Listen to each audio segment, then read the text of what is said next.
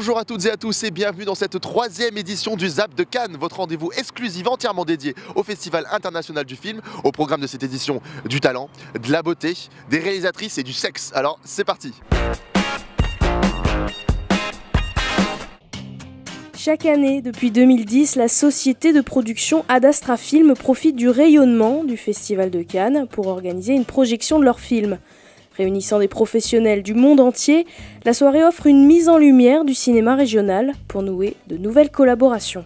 On s'est créé à Cannes en 2008 et en l'espace de 7 ans, on a produit 15 courts-métrages, un long-métrage et quelques projets innovants, comme des films en réalité virtuelle et des films interactifs. Chaque année, donc le premier jour du Festival de Cannes, on projette les dernières productions et acquisitions de la société devant des professionnels, des sponsors.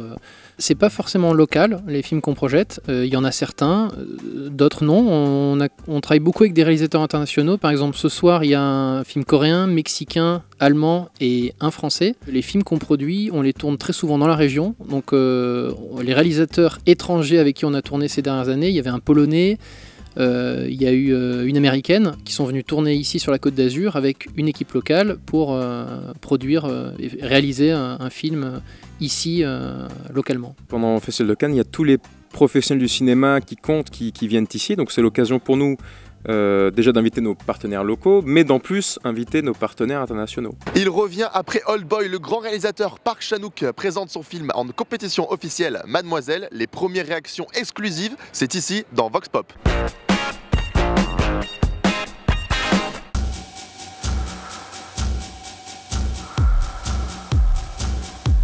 C'est un univers très féminin qui m'a beaucoup intéressé. C'est un très très beau film, j'ai trouvé ça très touchant, visuellement c'est absolument magnifique. L'histoire était très bien écrite. J'ai pas forcément compris toujours l'utilité de certaines scènes, qui sont des scènes érotiques très très bien filmées. Avec beaucoup de gros plans sur les lèvres. Et esthétiquement c'est quand même extraordinaire. Si je devais résumer, c'est l'arroseur arrosé. C'est l'histoire d'une arnaque. Chacun porte un masque. Et c'est surtout, avant tout, un film aussi érotique.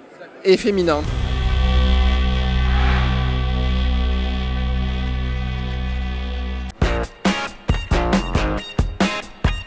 Rebonjour, nous sommes avec Audrey, Diana et Keren. Alors, Audrey, Héroïne, c'est quoi?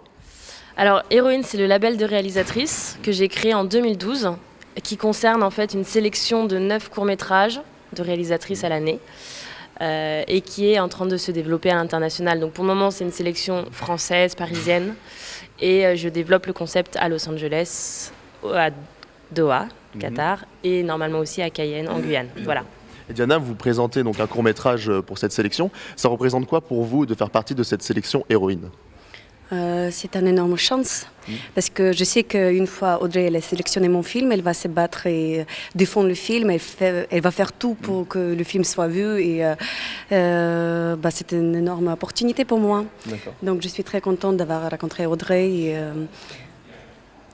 c'est une chance. Ok, super. Alors, il y a plein de sélections à Cannes, plein de multiples sélections.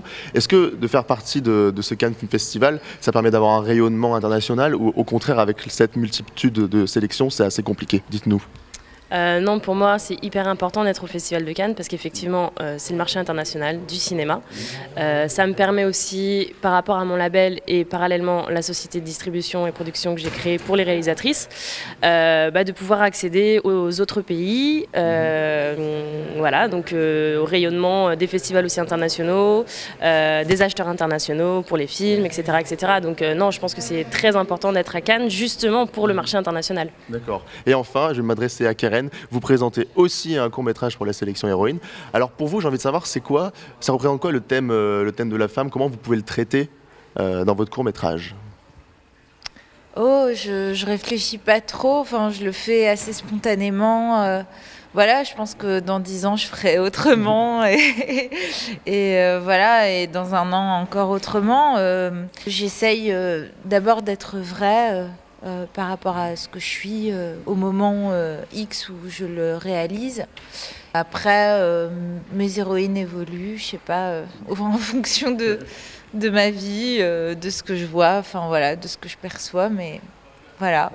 Bah, merci à toutes les trois d'avoir été là. Merci. Nous, en tout cas, retrouvez Roman dès mercredi sur Citizen Cannes TV. Et maintenant, c'est le moment de lancer le mini-zap. Alors, je vous laisse. Mini-zap.